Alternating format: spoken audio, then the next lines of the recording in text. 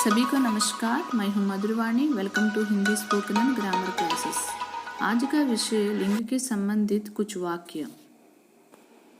ఈ రోజు మనం లింగకు సంబంధించిన కొన్ని వాక్యాలని నేర్చుకుందాం। ఇక్కడ కొన్ని వాక్యాలు చూడండి। విద్యార్థి పాఠము నేర్చుకుంటున్నాడు, విద్యార్థిని పాఠము నేర్చుకుంటుంది। తండ్రి పని చేస్తున్నాడు, తల్లి పని చేస్తుంది।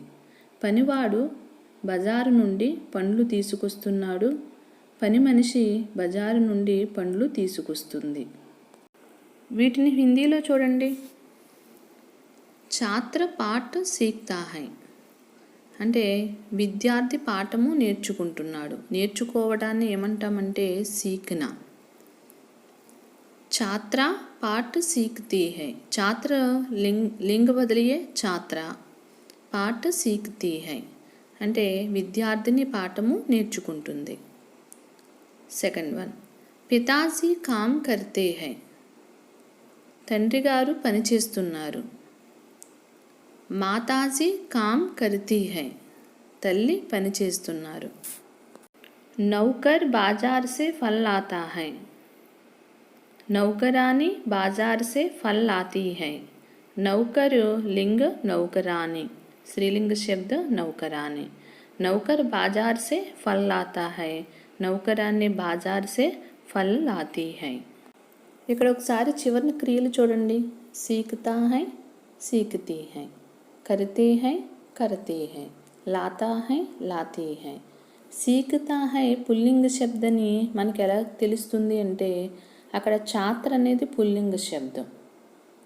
చివరిన మనకి మూల క్రియాధాతువు ఇక్కడ సీక్, సీక్ మూల క్రియాధాతువు, దానికి తా అనే ప్రత్యయ చేర్చడం వలన సీక్తా అయింది। కాబట్టి ఛాత్ర పుల్లింగ శబ్ద కాబట్టి సీక్తా వచ్చింది। అదే ఛాత్ర స్త్రీలింగ శబ్దం కాబట్టి అక్కడ చివరిని ఏమొచ్చింది, సీక్తీ హై వచ్చింది। పితాజీ పుల్లింగ శబ్దం, రెస్పెక్ట్ ఇచ్చే వర్డ్ కాబట్టి పితాజీ కరితే హై, తే హై వచ్చింది చూడండి। కరితే హై అంటే చేస్తున్నారు। మాతాజీ స్త్రీలింగ శబ్దం కాబట్టి కరతీ హై, ఇక్కడ పుల్లింగ శబ్దం ఆకారం కానీ ఏకారం కానీ వచ్చింది। అదే స్త్రీలింగ శబ్దం అయితే కనుక ఈకారం వచ్చింది చూడండి। నౌకర్ బాజార్ సే ఫల్ లాతా హై, లాతా హై నౌకర్ పుల్లింగ శబ్దం కాబట్టి ఇక్కడ లాతా హై అంటే తీసుకొస్తున్నాడు। నౌకరాని బాజార్ సే ఫల్ లాతీ హై, ఈమె కూడా బజార్ నుంచి ఫల్ తీసుకొస్తుంది। ఇక్కడ తా హై తీ హై వచ్చింది చూడండి। లాతా హై, లాతీ హై, పుల్లింగ హైతో లాతా హై, స్త్రీలింగ హైతో లాతీ హై। తాత కథ వినిపిస్తున్నారు, నానమ్మ కథ వినిపిస్తుంది।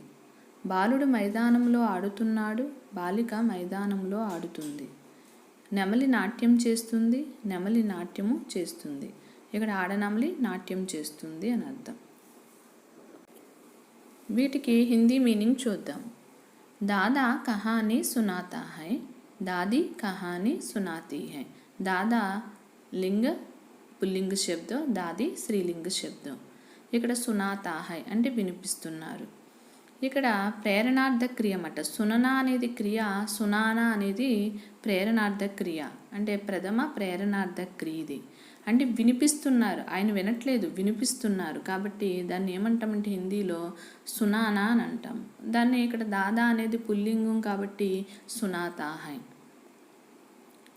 दादी कहानी सुनाती है, दादी स्त्रीलिंग शब्द है ना इसलिए सुनाती है, ती है। नेक्स्ट, लड़का मैदान में खेलता है, लड़का पुल्लिंग शब्द इसलिए खेलता है। लड़की मैदान में खेलती है। नेक्स्ट, मोर नाचता है, मोरनी नाचती है।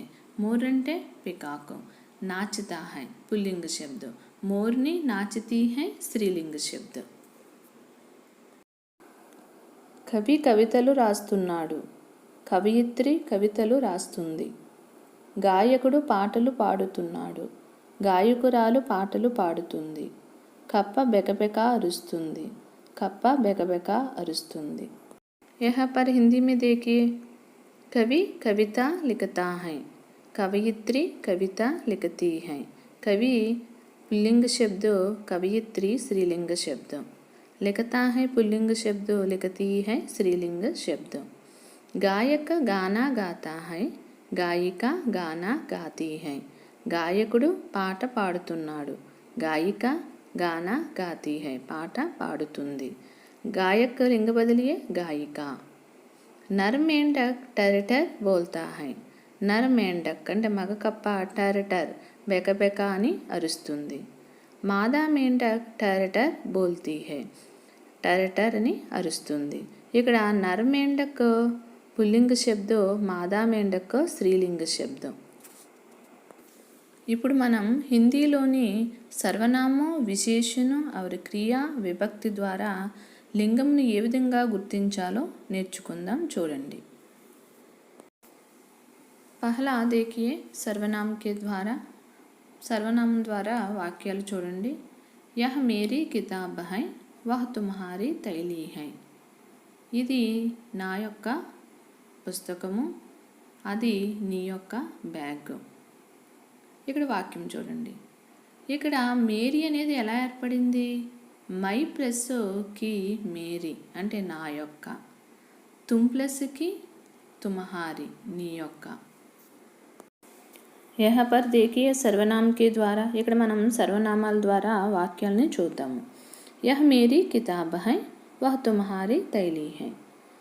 ఇది నా యొక్క పుస్తకము, అది నీ యొక్క బ్యాగ్ అంటే సంచి। ఇక్కడ వాక్యం చూడండి। ఇక్కడ మన కితాబ్ అనేది స్త్రీలింగ శబ్దం అని మనకు తెలుసు। పుస్తకం కే నామ్, పుస్తక్, కితాబ్ ఇవన్నీ కూడా స్త్రీలింగ శబ్దం। తైలి అనేది కూడా స్త్రీలింగ శబ్దం, ఎందుకంటే ఈకి మాత్ర వచ్చింది చూడండి, కాబట్టి ఈకి మాత్ర వచ్చినవన్నీ కూడా ఇంచుమించు స్త్రీలింగ శబ్దం। ఇక్కడ మేరీ కితాబ్, అసలు మేరీ అంటే ఎలా ఏర్పడింది? మై ప్లస్ కి మేరీ, తుమ్ ప్లస్ కి తుమ్హారీ, ఇవి సర్వనామములతోనూ సంబంధకారక చిహ్న అయిన కాకేకీలను జాయిన్ చేయటం వల్ల ఇవి ఏర్పడతాయి। మై ప్లస్ కా మేరా, తుమ్ ప్లస్ కా తుమ్హారా। ఇక్కడ మేరీ వచ్చింది, తుమ్హారీ వచ్చింది, ఎందుకని వచ్చినవి? ఇక కితాబు తైలి అనేది స్త్రీలింగ శబ్దం, కాబట్టి అక్కడ మేరీ కితాబ్ అన్నాడు, మేరా కితాబ్ అని ఎప్పుడు అనకూడదు, మేరీ కితాబ్। అదేవిధంగా తుమ్హారీ తైలి, తుమ్హారీ తైలి అంటే నీ యొక్క బ్యాగ్, అక్కడ తైలి అనే స్త్రీలింగ శబ్దం కాబట్టి అక్కడ తుమ్హారీ అనేది వచ్చింది। విశేషణకే ద్వారా, అసలు విశేషణం అంటే ఏంటి? నామవాచకము, సర్వనామము యొక్క గుణాన్ని తెలియజేసేదాన్ని విశేషణమని అంటాము। విశేషణం అంటే గుణము అని అర్థము। వీటిల్లోనూ మనకి రంగుల గురించి వస్తుంది, ఒక మనిషి యొక్క స్వభావం గురించి కూడా మనకి విశేషణంలోనూ వస్తుంది। ఇక్కడ ఈ రెండు వాక్యాలు చూడండి। వహ బడా ఆద్మీ హై, వహ చోటీ లడకీ హై। లడకీ అంటే బాలిక, ఆద్మీ అంటే మనిషి। ఎటువంటి మనిషి అతడు? చాలా పెద్ద మనిషి। ఇక్కడ బడి అనేది వచ్చిందా? రాలేదు, బడా అనేది వచ్చింది, ఎందుకని? ఆద్మీ అనేది పుల్లింగ శబ్దం। ఇక్కడ చూడండి, చోటా లడకీ అని వచ్చిందా? రాలేదు, ఎందుకని? ఇక్కడ లడకీ అనేది స్త్రీలింగ శబ్దం। క్రియా के द्वारा कुछ वाक्य देखिए। रोटी बनी है, आम का फल मीठा होता है। రోటీ బనీ హై అంటే రొట్టె తయారు చేయబడింది, ఆమ్ కా ఫల్ మీఠా హోతా హై మామిడి పండు తీయగా ఉంది। ఇక్కడ రోటీ అనేది స్త్రీలింగ శబ్దం, కాబట్టి అక్కడ బనీ హై వచ్చింది। ఆమ్ కా ఫల్ అనేది పుల్లింగ శబ్దం, ఫలం కా నామ్ పుల్లింగ శబ్దాన్ని మనం నేర్చుకున్నాము, కాబట్టి ఇక్కడ హోతా హై వచ్చింది। ఆమ్ కా ఫల్ కైసా హోతా హై, మీఠా హోతా హై, ఇక్కడ పుల్లింగ శబ్దం కాబట్టి హోతా హై, ఆమ్ కా ఫల్ మీఠా హోతా హై। यहाँ पर देखिए विभक्ति के द्वारा लिंग पहचान। विपुल का छोटा भाई महीधर है। ఇక్కడ వాక్యం చూడండి, విపుల్ కా చోటా భాయి మహీధర్ హై। విపుల్ యొక్క తమ్ముడు ఎవరు అంటే మహీధర్ హై। భాయి అంటే పుల్లింగ శబ్దం, కాబట్టి అక్కడ చోటా బాయి, చోటీ బాయి కాదు, చోటా బాయి, అక్కడ ఏమొచ్చింది? కారక్ అయితే కనుక కా వచ్చింది। అదే స్త్రీలింగ శబ్దం అయితే కనుక చూద్దాం సెకండ్ వాక్యము। కీర్తికి బాబీ హేమనీ హై। కీర్తి యొక్క వదిన హేమనీ హై।